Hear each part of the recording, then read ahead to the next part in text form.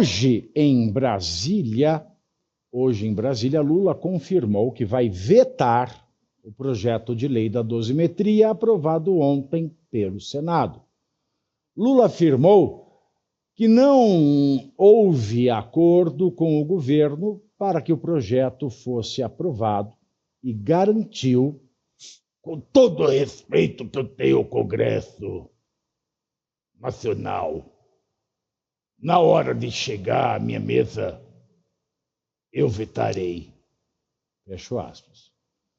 Ontem à noite, lideranças partidárias do PT, PSB e PCdoB e também do PSOL protocolaram, se não bastasse, no STF, um mandado, devia ser um pau-mandado, né? Mas é um mandado de segurança, no qual pedem ao ministro quem? Claro, ele, Alexandre de Moraes, que suspenda a aprovação do PL da dosimetria.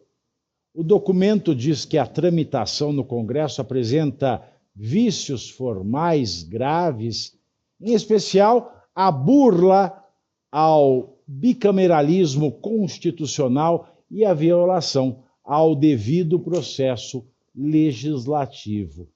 Ninguém apresentou isso na reforma tributária, né? Não. É muito interessante, né, Cláudio Caivano? O projeto já é uma merda, esse projeto da dosimetria é uma bosta, não serve para porcaria nenhuma, esta é que é a grande verdade, porque vai ser vetado pelo Lula, como ele prometeu, aí vai o quê? Em fevereiro, depois do Carnaval, e se o Carnaval for no meio final, vai em março para o Congresso analisar se derruba o veto ou não. Se derrubar o veto em março, vai ser publicado. Aí, se o STF quiser, porque já tem essa ação protocolada, ele suspende. Mas se ele não suspender, e o projeto, de fato, se tornar uma lei com eficácia normativa, caberá ao STF decidir sobre, caso a caso, qual vai ser a pena aplicada diante da nova lei de dosimetria penal. Ou seja, é teatro das tesouras tudo isso? Eu não sei se é bem teatro das tesouras, mas é todo um teatro. A gente mostrou aqui, fizemos contas, apresentamos as contas, demonstramos que era mentiroso o que estava saindo na mídia, mas enfim, nada disso adiantou. Os parlamentares da Câmara dos Deputados, né, os deputados acabaram aprovando o texto, comemoraram, fizeram festa, como pareceu até ser o projeto de anistia sendo aprovado. Isso foi ao Senado. O Amin, inclusive, fez o que me pareceu uma denúncia, Pavinato, porque ele diz na CCJ, na sessão, que ministro do STF estava ligando para senador, o que não é nenhuma surpresa para nós que estamos todo dia aqui falando de notícia, e obviamente falando de notícias assim, ligam para senadores, ligam para deputados, visitam a Câmara dos Deputados, como no caso do Gilmar Mendes, na véspera da votação do PL da dosimetria, que é assim que eu tenho chamado. Dosimetria. Dosimetria, boa, melhor ainda. Projeto da dosimetria. E aí agora, eu procurei hoje, durante o dia, o texto finalizado pelo Senado. E ele não está disponível no site do Senado. Isso me chamou a atenção. Então, infelizmente, eu vou ter que concordar em parte com o que esses deputados do PSOL estão fazendo, porque parece não ter seguido o rito. Por quê? O que o rito diz? O Rito é o marido da Rita? É o marido da Rita, Muito pode bem. ser também. Se houver alteração na redação, e me parece que houve, porque você se lembra que a gente chamou a atenção aqui, na verdade você chamou a atenção que lá no final tinha um inciso dizendo que quem participou da liderança do suposto golpe não seria agraciado com a redução de pena. Exato. Né? Parece que eles retiraram esse texto para poder viabilizar a incorporação de uma melhoria, se é possível conter uma melhoria nessa dosimetria, para o próprio presidente Bolsonaro. Mas também tem uma outra coisa. Disponível. Tem uma outra coisa, Caivano. Mesmo se tiraram, foi bom você tocar nisso. Porque mesmo se o Senado ou se os senadores tenham tirado ou se os senadores tiraram esse trecho de que não se aplicam às benesses, às lideranças e aos financiadores. A benesse maior desse texto é o abatimento de 1/3 a 2/3 àqueles que cometeram o crime em multidão. O Bolsonaro nunca esteve em multidão. Uhum. Então, a ele não se aplicaria nunca essa benesse maior do texto. Perfeito, muito bem. E, de qualquer forma, alterou o texto original. Mesmo você só suprimindo uma parte, você fez uma alteração. Eles estão chamando de alteração de redação. Eu posso não concordar, tenho todo o direito a isso, toda a liberdade. Que a gente não conhece. A gente não conhece o texto, não estamos vendo o final. Então, aqui é apenas opinativo. Agora, no que diz o regimento da casa, é que se houver alteração de mérito, e aí, do jeito que você colocou, do jeito que a gente está avaliando, se for verdade, houve uma alteração de mérito. Alterou a finalidade do caso para aplicação da benesse. Pois bem, além de tudo isso, o AMIN incluiu, através de uma emenda que, se eu não estiver enganado, é do Sérgio Moro, que essa lei só se aplicaria aos envolvidos do 8 de janeiro. Portanto, mais uma alteração, que eles estão chamando de alteração de redação, e que, para mim, novamente, inclui mérito na questão. Mas tudo bem, vamos deixar isso de lado e vamos passar para o que eu quero dizer aqui. Não encontramos o texto. O problema é que não veio o Espiridião a mim. Nem a mim. Também. Gostou, hein, Rob? E hoje ele é o provecto, né? Hoje ele e o Otto Alencar são os senadores provectos. São os que estão há mais tempo e são os mais velhos, né? Ele está com 78 anos. E foi o relator dessa causa. Mas você sabe que das manifestações da anistia, lá no carro alegórico que tinha lá o pessoal falando, o Espiridião veio a mim. Foi a você, foi conversar com você. Pois bem, ele tinha dito que ele tentaria passar um substitutivo para apresentar a anistia. E aí reclamou das pressões que sofreu, não só ele, mas outros senadores.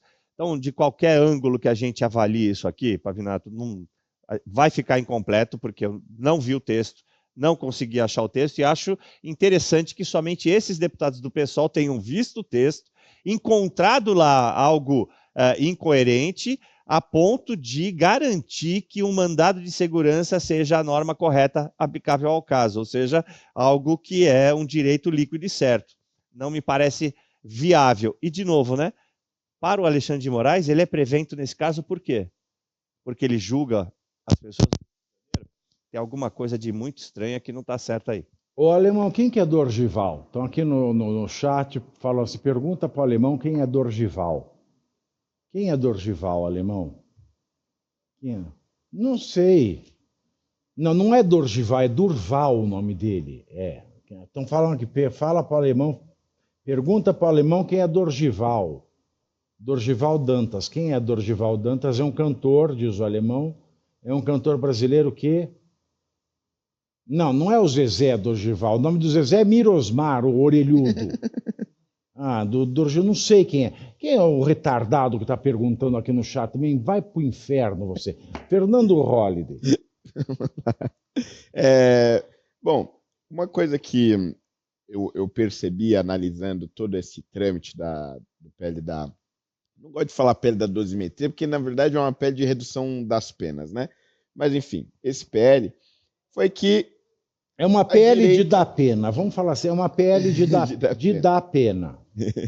Porque a oposição estava num beco sem saída. Assim, não havia condições, pelo que se tem conhecimento, pelo que se escutava em Brasília, não havia condições de se aprovar uma anistia. Hugo Mota está submetido ao STF, é relativamente próximo de Alexandre de Moraes, e Davi Alcolumbre é mais do que próximo. A Davi Alcolumbre, inclusive, agora no último dia 13, estava na casa de Alexandre de Moraes, junto com Rodrigo Pacheco, para comemorar o aniversário de Alexandre. Então, assim, é uma relação quase que umbilical. Um não faz uma coisa sem conversar com o outro. Então, jamais seria pautado no Senado. Diante disso surge digamos, este ornitorrinco que foi o PL da dosimetria, e aí a oposição diante de não ter nada e ter algo, escolhe, evidentemente, esse caminho, é o caminho possível da política. Agora, o que mais incomoda, e acho que o Caivano trouxe muito bem isso aqui, é que ao longo de todo o processo, e principalmente agora no final, o público e até mesmo a imprensa, né, não tem acesso ao texto efetivamente discutido. Quer dizer, o Pavinato trouxe aqui no programa um áudio vazado do Paulinho da Força, quando a tramitação ainda estava na Câmara. O sujeito se recusou a apresentar o texto, até mesmo ao presidente da Câmara. Quer dizer, Hugo Mota pautou um texto do qual ele sequer tinha conhecimento. O Sóstenes acabou tendo ali acesso ao texto como único parlamentar, além do próprio Paulinho da Força. E Paulinho admitia que necessitava de uma autorização para isso, ao mesmo tempo que se gabava da sua também íntima relação com o Supremo Tribunal Federal.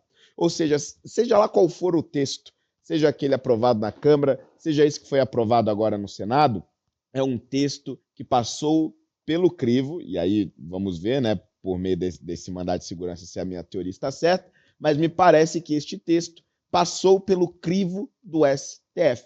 Não teria sido aprovado se ministros, especialmente Alexandre de Moraes, não o tivesse analisado, não tivesse autorizado o seu avanço, e aí de novo a gente vê a subversão da democracia. Se nos primeiros governos petistas o poder legislativo foi subvertido, surrupiado por meio de escândalos de corrupção que compravam os votos, seja com o mensalão, seja com o petrolão, o que nós vemos agora é o STF também subvertendo o legislativo por meio da coação, por meio do poder autoritário, já que boa parte dos parlamentares estão nas mãos de ministros do Supremo.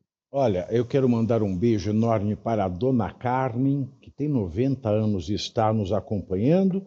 E eu quero mandar aqui também, a quem nos assiste aqui, Marcos Marques 51, quero mandá-lo tomar no meio do cofre, tá certo? Faça isso pelo amor de Deus. Mas se não gosta, some daqui, você é bobo.